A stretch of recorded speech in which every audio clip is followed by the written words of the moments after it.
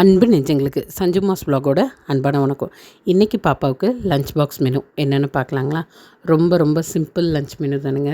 ஆமாம், இன்றைக்கி காலையில் எழுந்திருக்கிறதுக்கு கொஞ்சம் லேட் ஆயிடுச்சு. அதனால் வெங்காயம் எல்லாம் வணக்கி கொட்டி ஒரு தோசையும், அதுக்கு தொட்டுக்கிறதுக்கு பார்த்திங்கன்னா புளிச்சட்னி, அதாவது பல்லாரி வெங்காயம், பச்சை மிளகா, புளி, உப்பு இதெல்லாமே கொஞ்சம் ஆயில் விட்டு எல்லாத்தையும் வணக்கி மிக்சியில் அரைச்சி அப்படி ஒரு சட்னி. அது கூடவே பார்த்திங்கன்னா ஆப்பிள் கொஞ்சம் கட் பண்ணி கொடுத்தேன். அது கூட மோர். இதுதான் பார்த்திங்கன்னா இன்றைக்கி பாப்பாவுக்கு கொடுத்து விட்ட லஞ்ச் பாக்ஸ் மெனு. அப்புறம் பார்த்திங்கன்னா எல்லோரும் ஓட்டு போட்டு வந்திருப்பீங்கன்னு நினைக்கிறேன். சீக்கிரம் ஒரு நல்ல மாற்றம் வரணும்னு உங்களை மாதிரியே நானும் எதிர்பார்த்துருக்கிறேன். அந்த May 4th ரிசல்ட்டுக்காக நம்ம எல்லோரும் வெயிட் பண்ணிகிட்ருக்கோம். கடவுள் கிருபையால் எல்லாம் நல்லதே நடக்கும்னு நம்புவோம். ஓகேங்களா? அப்புறம் பார்த்திங்கன்னா ஒரு சின்ன விஷயம் உங்கள்கிட்ட ஷேர் பண்ணிக்கணும். இது சம்மருங்கிறதுனால நிறைய பேர் ஹேர் கட் பண்ணுவீங்க.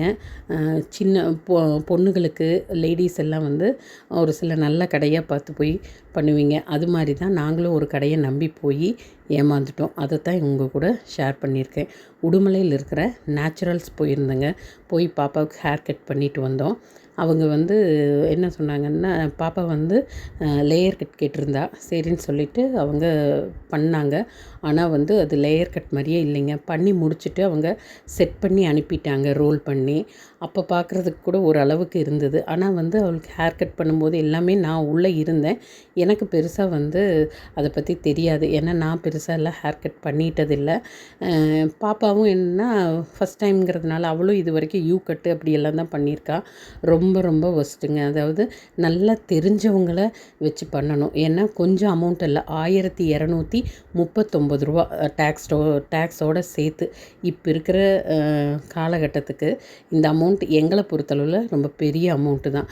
இந்த அமௌண்ட் கொடுத்து கட் பண்ணியிருக்கிறோம். ஆனால் கொஞ்சம் கூட அது நல்லாவே இல்லைங்க. அதனால் தயவு செய்து யாராவது லேடிஸ் ஆகட்டும், கேர்ள்ஸுகளுக்கெல்லாம் ஹேர் கட் பண்ண போகிறதா இருந்தால், நேச்சுரல்ஸ் போகிற மாதிரி இருந்தால் நல்லா எக்ஸ்பீரியன்ஸ் ஆனவங்க யார் என்னன்னு கேட்டுட்டு வெட்டுங்க. அப்படி இல்லையா, முடிஞ்ச வரைக்கும் அந்த ஷாப்பை தவிர்த்துட்டு வேறு நல்ல கடை ஹேர் ஸ்டைலிஸ்ட் யாராவது இருந்தால் அதை விசாரித்து போங்க. அதுதான் நல்லது.